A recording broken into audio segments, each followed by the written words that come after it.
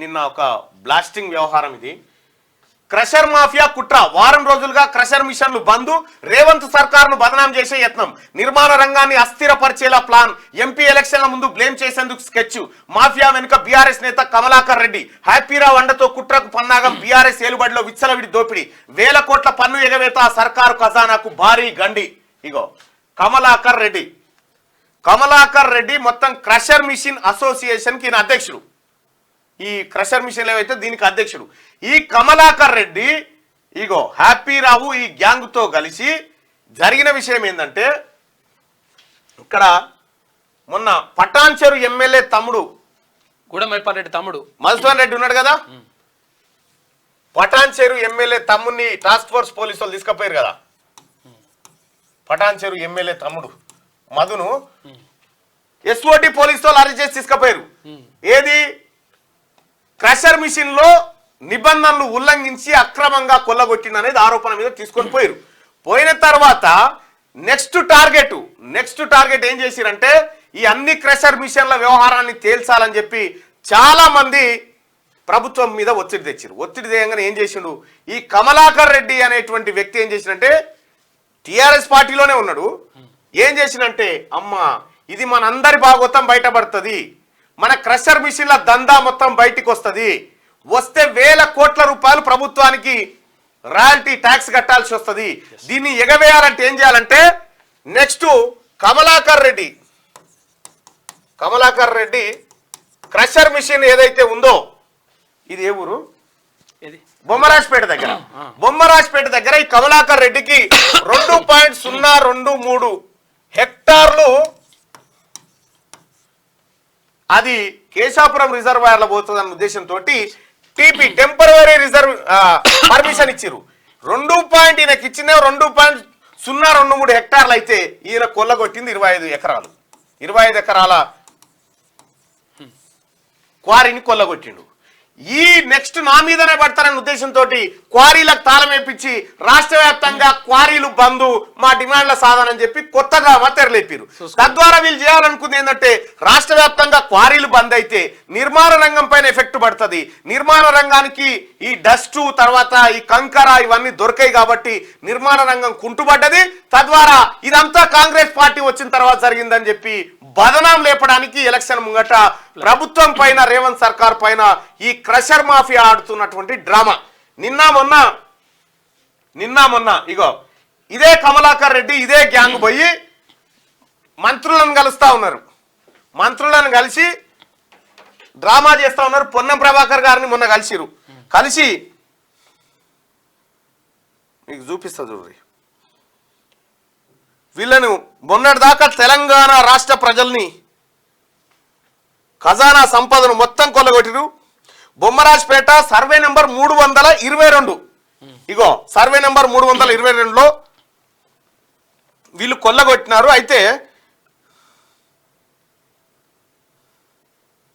బొమ్మరాజ్పేట అంటే శామీర్పేట మండలమే.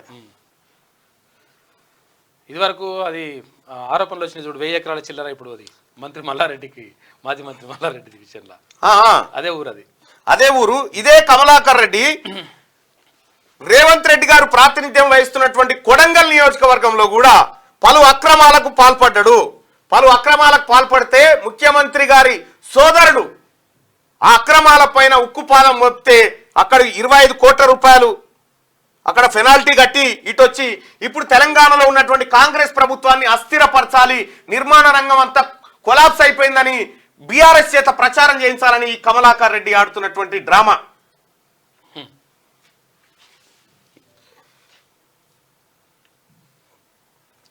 ఇగో కమలాకర్ రెడ్డికి సంబంధించి ఇవి ఏది వరహగిరిపల్లి గండీడ్ మండలం మహబూబ్ నగర్ లో ఇదే ఈయన క్వారీలు ఈయన అక్రమాలన్నీ అక్కడి నుంచి స్టార్ట్ అయిపోయినాయి. తెలంగాణలో మచ్చనగేరి కమలాకర్ రెడ్డి తండ్రి మల్లారెడ్డి ఈయన చిరునామా వరహగిరిపల్లి గండీడ్ మండలం. మొన్నటిదాకా టిఆర్ఎస్ పార్టీ నాయకులకు బినామీలుగా ఏది వాళ్ళకు దోచిపెట్టేటువంటి దొంగలుగా ఉన్నటువంటి ఈ ముఠ తాజాగా ఇప్పుడు రేవంత్ సర్కార్ పైన మొన్ననేమో ముఖ్యమంత్రి గారు ఉత్తగానే చెప్పలేమన్నా ఆడాడ గంజాయి మొక్కలను నాటిపోయిందని. ఈఆర్సీ ఎవరైతే ఉన్నారో, ఈఆర్సీ ఎలక్ట్రిసిటీ రెగ్యులేషన్ కమిటీ ఏదైతే ఉందో ఆ కమిషన్ చైర్మన్ గా ఉన్నటువంటి తన్నీరు శ్రీరంగరావు ఏదైతే మీరు ఫస్ట్ పైసలు కట్టినాకనే ఉచిత కరెంట్ ఇయ్యరని చెప్పి ఎట్లయితే ప్రభుత్వాన్ని డిస్టర్బ్ చేయాలనుకుందో, సేమ్ ఈ మాఫియా కూడా నిర్మాణ రంగాన్ని దెబ్బతీసేందుకు రేవంత్ సర్కార్ ప్రభుత్వం ప్రతిష్టను భంగపరచడం కోసం ఈ ముఠ, ఈ కమలాకర్ రెడ్డి అనేటువంటి ముఠ చాలా తీవ్రంగా ప్రయత్నిస్తా ఉంది. అయితే మళ్ళా మంత్రులందరిని వచ్చి కలుస్తా ఉన్నారు. తెలంగాణ మంత్రులారా, ఇది పెద్ద గ్యాంగ్, ఇది ఈ ముఠ. ఇక్కడే పక్కనే ఇంకొక క్వారీలు ఉంటాయి, బూడిద నందారెడ్డి అని. ఆ క్వారీలకు సంబంధించి మల్రెడ్డి రంగానికి ఒకసారి ఫోన్ చేస్తే ఈ మొత్తం తెలుస్తుంది.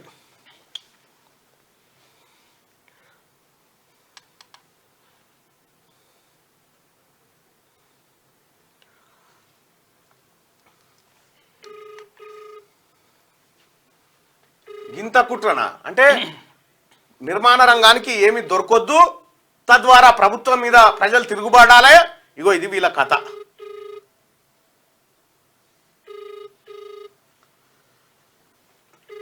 యావత్ తెలంగాణ ప్రజానికం కర్రు కాల్చి వాత పెట్టిన బీఆర్ఎస్ నేతలకు హలో అన్న, నమస్కారం అన్న. క్రషర్ మాఫియా కుట్ర, మనం నిన్న మొన్న మాట్లాడుకున్నటువంటి అంశం, ఏ రకంగా కుట్రలు చేస్తా ఉన్నారు ఏందనేది. ఇవాళ శనార్థి తెలంగాణలో ప్రధాన వార్త క్రషర్ మాఫియా కుట్ర గురించి మీరేం చెప్పదలుచుకున్నారన్న? ఇప్పుడు అందరినీ ఒకే లెక్కలు కట్టడానికి లేదు. అదే కొంతమంది అన్న, కొంతమంది ఇందులో దౌర్జన్యాలు చేసి టిఆర్ఎస్ పార్టీలో ఉన్నటువంటి అధికార పార్టీని అడ్డం పెట్టుకొని వందల కోట్ల రూపాయల మైనింగ్ ను ఎగగొట్టి గ్రామాలు ఆ గ్రామాలలో వాళ్ళు బతకలేని పరిస్థితి. ఉదాహరణకు నా కాన్స్టిట్యూన్సీ లో బండరావిరాల అనే ఒక క్రషర్ ఏరియా ఉంది. ఇందులో ఒక 4-5 తప్ప మిగతాన్ని చిన్న చిన్న క్రషర్లు.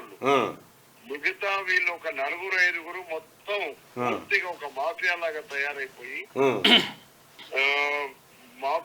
తయారైపోయి అసలు ఒక్కరిని కూడా అక్కడ పేదోన్ని కూడా బతకనీయకుండా వీళ్ళు వాళ్ళ ఆగడాలు ఇష్టమున్న ధరలకు బయట మార్కెట్ లో అమ్మకపోతే వాడిని చిన్నోన్ని బెదిరియడం. వీళ్ళు పెద్దోడు ఏది చెప్తే అదే ధరకు వినియోగదారునికి వెయ్యాలి. మొత్తం మైనింగ్ ఎక్కొట్టేయాలి. అక్కడ ఉండే రోడ్లు మొత్తం ఓవర్లోడ్లు కొట్టి ఆ ఓవర్లోడ్లతో ఆ గ్రామాలలో ఉండే రోడ్లు, అదే విధంగా గతంలో పోలీసులను అడ్డం పెట్టుకుని బ్లాస్టింగ్ చేసేటువంటి పర్మిషన్ కూడా, ఆ బ్లాస్టింగ్ చేయాల్సింది 2-3 ఇంచులు ఉంటది. బోర్వెల్స్ తెచ్చి బోర్వెల్స్ ద్వారా రిగ్గులు, పెద్ద పెద్ద రిగ్గులు తెచ్చి ఆ ఊర్లు కదిలిపోతాయి బ్లాస్టింగ్ చేసినప్పుడు. ఎవరు ఈ పెద్ద క్రషర్లు చేస్తున్నారు.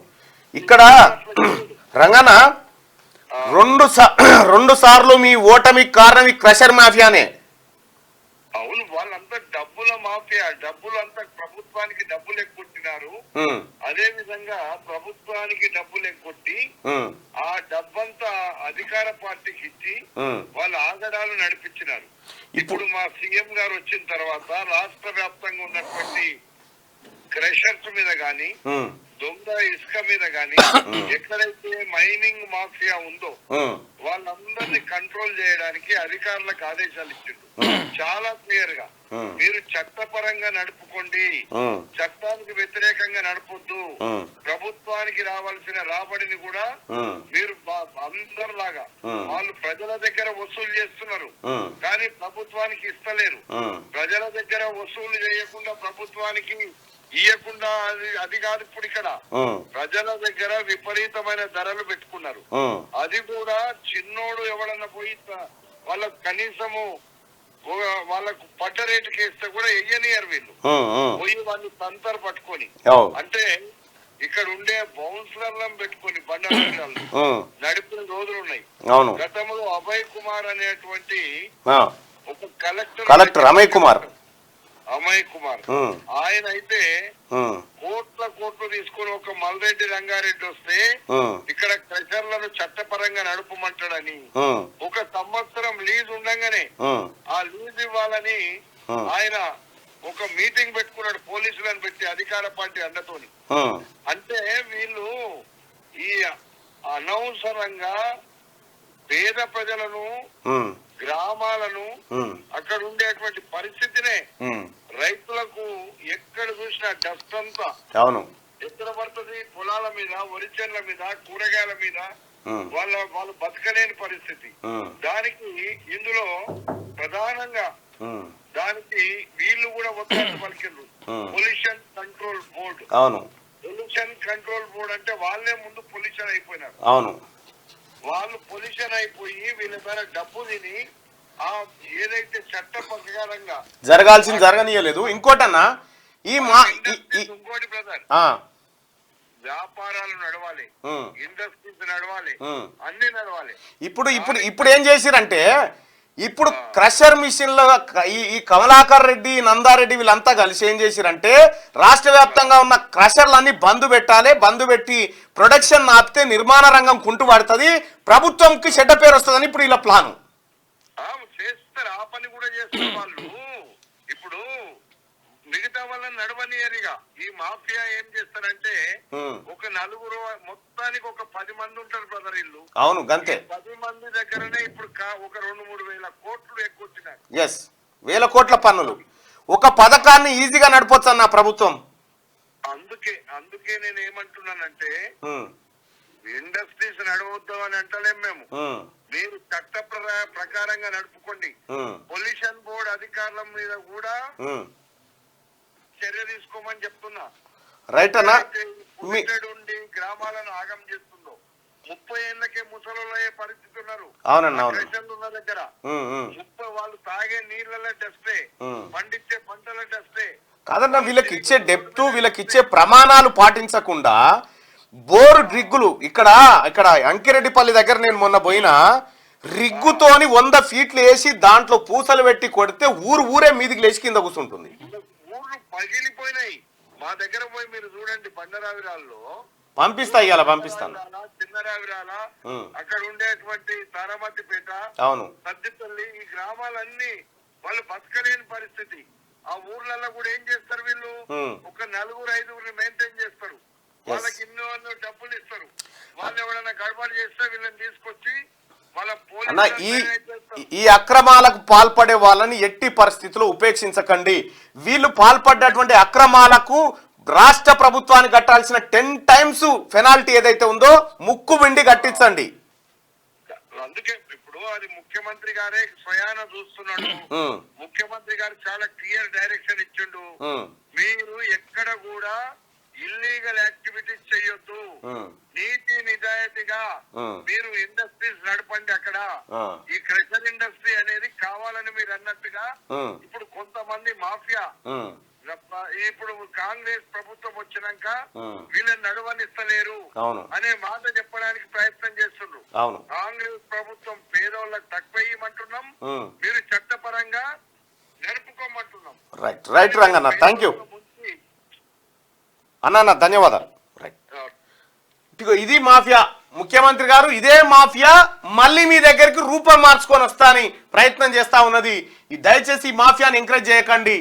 మీ దగ్గర యావత్ తెలంగాణ ప్రజారికం కర్రు కాల్చి వాత పెట్టిన బీఆర్ఎస్ నేతలకు ఇంకా సిగ్గు వస్తలే. కాంగ్రెస్ పార్టీ నేతృత్వంలో ఏర్పడిన ప్రజాప్రభుత్వంపై ఇంకా కుట్రలు చేస్తూనే ఉన్నారు. స్టేట్ లో ఏ చిన్న ఇన్సిడెంట్ జరిగినా దాన్ని ప్రభుత్వానికి ముడిపెట్టి బదనాం చేసే కుట్రలకు తెరలేపుతున్నారు. తాజాగా ఇదే తరహాలో క్రషర్ మాఫియా కాంగ్రెస్ సర్కారును బదనాం చేసేందుకు కుట్ర పన్నారు. బీఆర్ఎస్ నేతల కన్సర్నల్లో వారం రోజులుగా క్రషర్ మిల్లులను బంద్ పెట్టారు. ఫలితంగా రేవంత్ రెడ్డి సర్కారును పార్లమెంట్ ఎన్నికల ముందు బదనాం చేసేందుకు బీఆర్ఎస్ నేతలు పక్కా స్కెచ్ వేశారు. క్రషర్ మిల్లులను నిరవధికంగా బంద్ పెట్టడం వల్ల నిర్మాణ రంగంపై ఎఫెక్ట్ పడుతుంది. దీంతో రేవంత్ సర్కార్ హయాంలో నిర్మాణ రంగం అస్థిరపడిపోయిందంటూ ఫేక్ ప్రచారానికి తెరలేపే ప్రయత్నం చేస్తుండడం గమనార్హం. అయితే ఈ క్రషర్ మాఫియా వెనుక బీఆర్ఎస్ నేత కమలాకర్ రెడ్డి ఉండి క్రషర్ మిషన్లతో ప్రభుత్వాన్ని బదనం చేసేందుకు అపసోపాలు పడుతున్నారు. అయితే ఈ కుట్ర వెనుక బీఆర్ఎస్ నేత కమలాకర్ రెడ్డికి హ్యాపీరావు అండదండలు పుష్కలంగా ఉండడం గమనార్హం. నిజానికి క్రషర్ మిల్లర్లు గత 10 ఏళ్లుగా బీఆర్ఎస్ ప్రభుత్వ హయాంలో సర్కార్ ఖజానాకే చేరాల్సిన 1000 కోట్ల పన్నులు ఎగవేశారు. బీఆర్ఎస్ ఏలుబడిలో 10 ఏళ్ల పాటు పాటు విచ్చలవిడి దోపిడీకి తెగబడ్డారు. కానీ కాంగ్రెస్ సర్కార్ హయాంలో క్రషర్ మిల్లర్ల మాఫియా పప్పులు ఉడకకపోవడంతో లేనిపోని రాద్ధాంతం క్రియేట్ చేసి ప్రభుత్వాన్ని బదనాం చేసేందుకు హ్యాపీరావు కన్సర్న్లో బీఆర్ఎస్ నేత కమలాకర్ రెడ్డి భారీ స్కెచ్ వేశారు. ఇదిలా ఉంటే క్రషర్ మాఫియా సాగిస్తున్న ఆగడాలపై శనార్థి తెలంగాణ ప్రత్యేక కథనాలను ప్రచురించబోతా ఉంది. ఈయన ఎన్ని కొట్టిండు, ఈయన ఎంత కట్టాలి, వీళ్ళు వేల కోట్ల రూపాయలు ప్రభుత్వానికి కట్టాల్సింది. ఇప్పుడు బుకేలు ఇచ్చి సార్ మా సమస్యల పరిష్కారం అంది, ఒక్కను కూడా వదిలిపెట్టొద్దు సర్కార్.